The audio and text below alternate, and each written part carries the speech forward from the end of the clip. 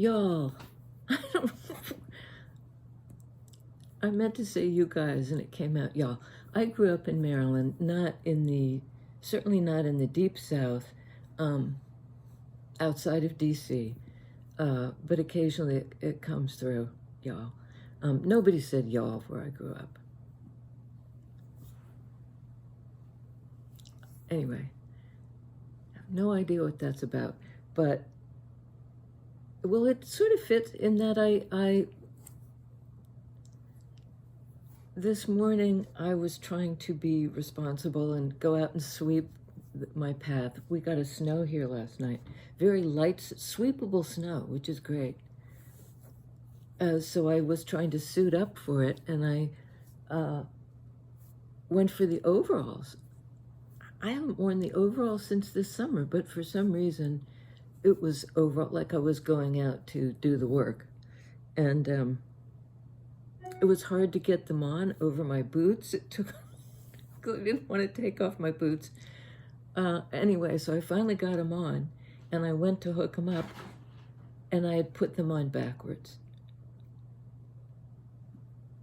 I still have them on backwards because I wanted to, because, you know, you go on with your day and you sort of forget how funny it was. But I really think today was been like a clown act. First the pants go on backwards, then I'm walking around the room in the, winter socks, because it's a winter wonderland out there, and you know how the toes, when you take your boots off, the toes get stretched out, and it looks like clown shoes. So I'm schlepping around with my pants on backwards, and I mean, what it reminded me of is, you know, I'm 68. My brother is 78. My sister is probably 76 or thereabouts. So we're all, and my eldest brother is gone. I mean, from his corporeal form, he's a presence. But my brother and I, faced with some recent scary things that have happened in our lives variously, of friends and dear ones getting just we're very aware of our mortality, put it that way. And but when we get together, it's a clown act. You know, we will touch on it, and then in a very not in an attempt to deny it at all, but just somehow it gets funny. And usually I'll say, you know, something really that's pushing the envelope of him understanding that I'm coming from a place of humor at what Ram Dass called our dilemma. You know, to be in this corporeal form where your pants can go on backwards, and where if you don't laugh about what hurts, you know, clowns really aren't about ha ha ha. They're a strange energy that the fool in King Lear, somebody that gets us to confront the hard things, but all in the guise of the lightness of the trickster a little bit. So I welcome in that kind of almost hysterical hilarity, because there's a lot to process that's hard and solitary, sort of, you got to walk that lonesome valley by yourself. You know, but if you can get together with somebody you really care about and not walk it by yourself, because you're both in some state of almost exultant, let us see, death card of death and rebirth, you know, of the ability to see through to that next landscape, which looks remarkably like this scene outside my window. Transformation. My brother happens to be a Scorpio. That's interesting.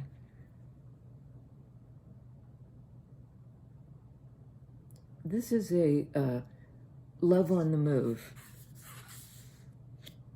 You know, this is also Cups energy. Love transformed. Something had to end before this love could come into you. And that's how it feels, Cups energy. You know, you're taking a leap and sort of releasing your feelings to the universe.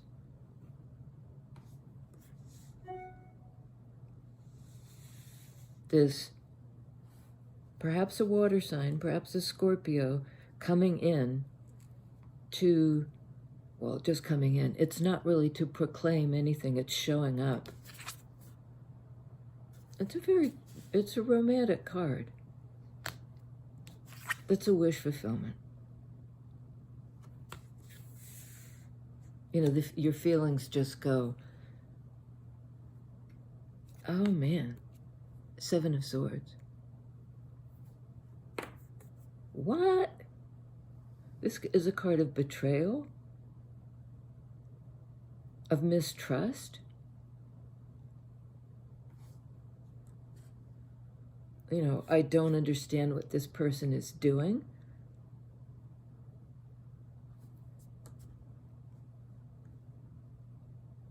This transition is somehow fraught. Right, the headache is coming right in. Wow. Headache, I mean, this is a sword energy to do with thinking and trying to figure stuff out. And there's something hidden. There's something surreptitious.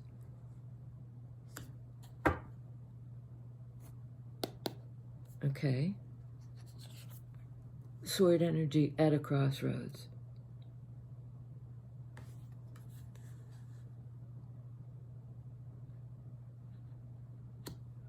And it might be somebody strategically and surreptitiously trying to exit a situation, having been stalled out.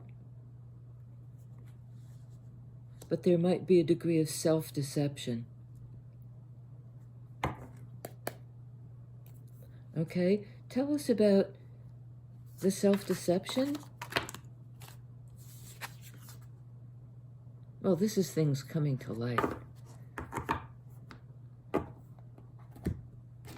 And you can see in this card of perhaps self-deception, this thing trying to come to light.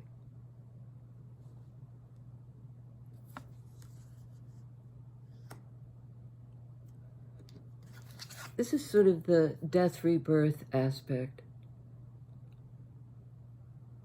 Something coming to light on the other side of this transition that allows you to see kind of what has been and what's to come. It's a threshold energy.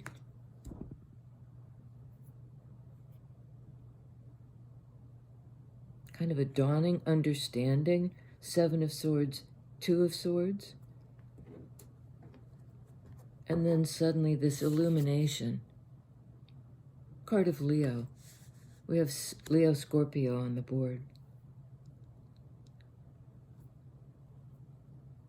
The sun being a happy, I mean, it's just happy, warm. The revelation. You know, it might be that there was a need to strategically sneak about behind the scenes while this transformation was, while somebody was undergoing this transformation.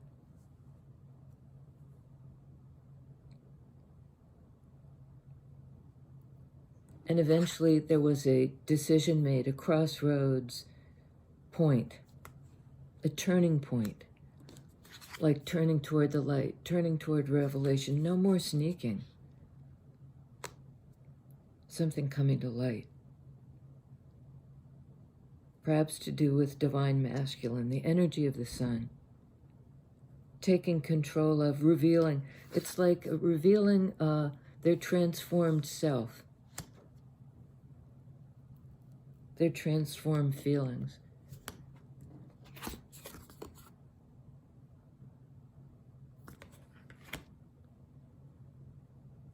And I saw, just as I was flipping this around, there's this little letter down here. There's a cup.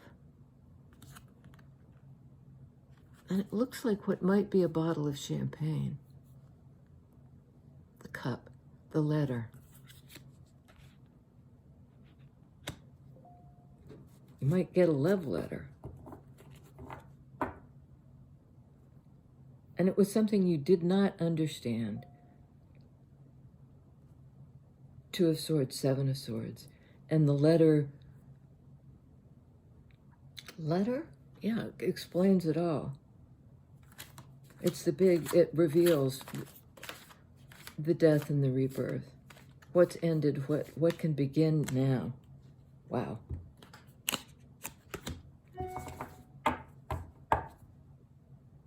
What can begin now? Ace of Pentacles, the seed, the new beginning. Something that can grow if it's attended to. Okay. We got a couple here to explore, but I think we go with this one first. Devil can be a card of attachment to something toxic, you know, that has you,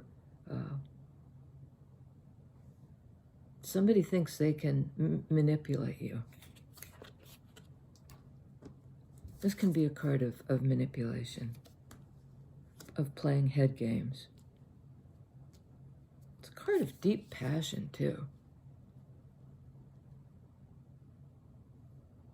Being able to work with the energies that hold us back. In earth energy, there's a new beginning. Something has been put to rest.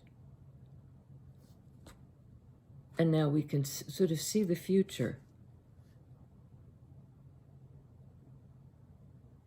And whatever this is coming in, we've gotten this again and again, whatever's coming in, this letter, this love letter, this, you know, showing up saying, I love you, I want to be your partner kind of thing, will make you very happy. And it makes them very happy. It's a wish fulfillment.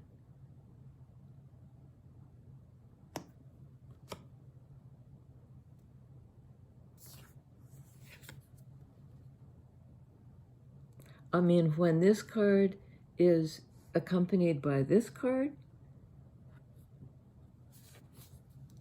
you know, I have to read this in the way of like overcoming what holds us back from the new beginning, because there's the new beginning again, the resurrection, the second chance, the new life. It's sort of an invitation to new life, but this time in the corporeal. It's like, welcome to your life. You know, to something you may not be in control of, but you're somehow closing out whatever was toxic. Too heavy, too fixed, too habitual. Is being given new life, brought back to life.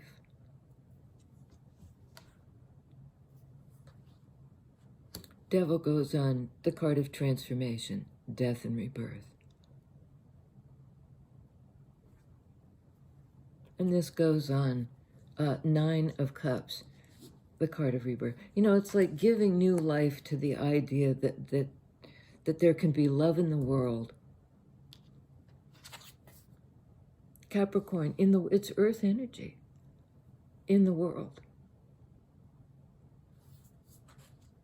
And maybe it's transforming what was a toxic passion, a toxic attachment, a toxic or just irresistible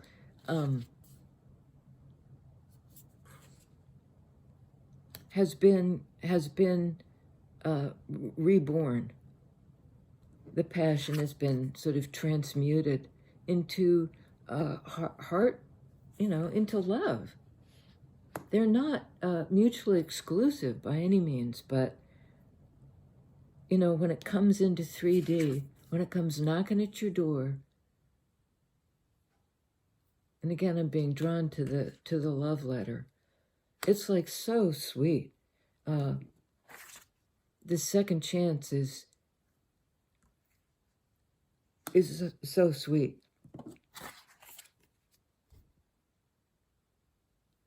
The promise of growth. And with the promise of growth, we have Empress. The power of growth, the embodiment of growth.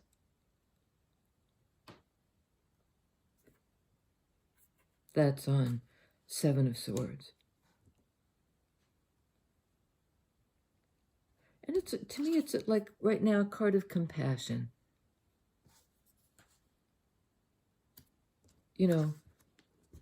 For this kind of energy. Stuck in kind of a web of untruths, of overthinking, of misunderstanding somebody, of almost like seeing what's not there.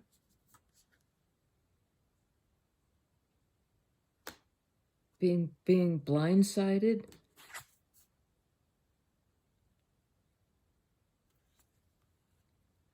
But breaking free of that. I think this was divine masculine. Coming out of their head into the light, into an atmosphere of warmth and sharing. Here I am. And they're saying this to the light of the world.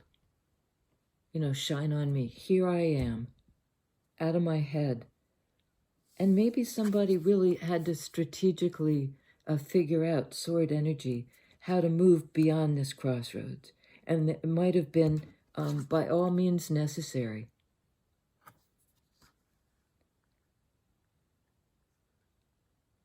Some of those strategies led them away from the light. There was a kind of a darkness, this hooded, you can't see me energy.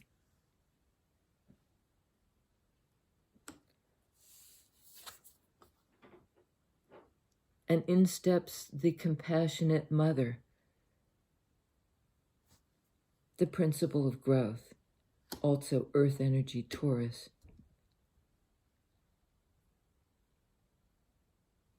Where that behind the scenes strategic energy is transformed, grounded, and now wide open to the light. We have here essentially in Empress, divine feminine, in Sun, divine masculine. But I think something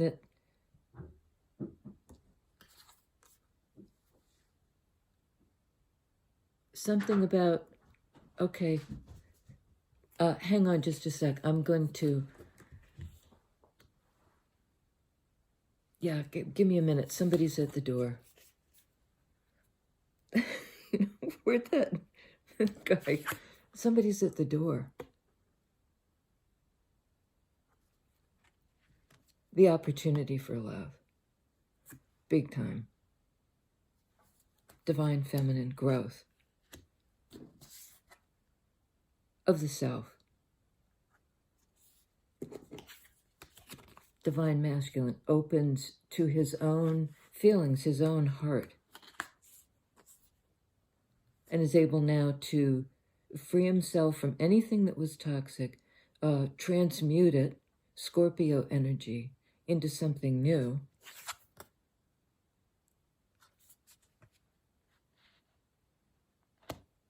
It will make you both it's a second chance. I think this time you'll be able to grow and nurture this thing because she's so predominant in this. Growth, light, the seed planted in the heart.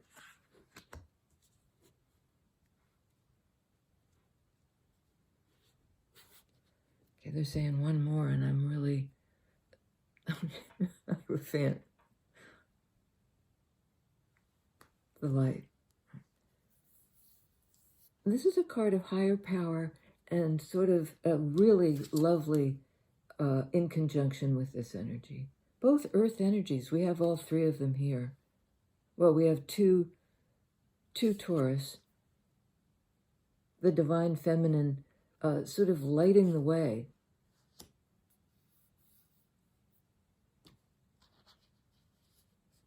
You know, I'm getting like cooking the seeds of anything that was, any lingering attachment, any toxicity. Cooking those last seeds so that this seed, the surviving seed, the viable seed, can come to life.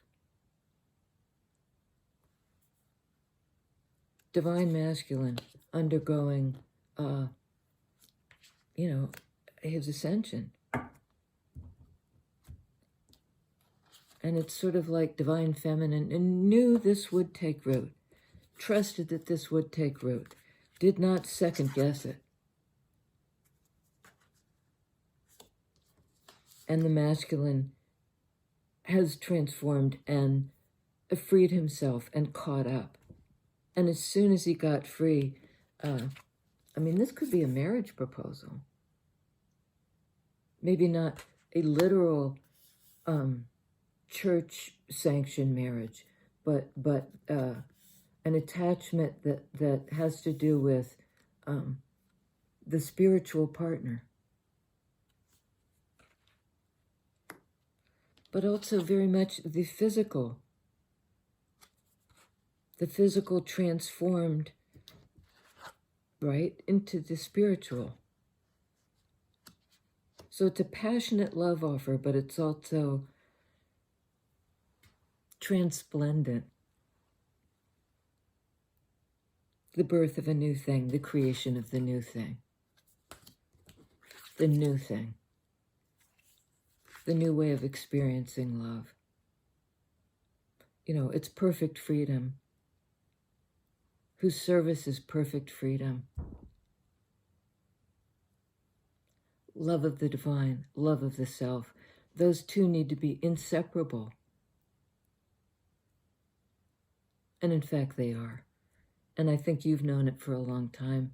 And I think your partner is getting the enlightenment now too.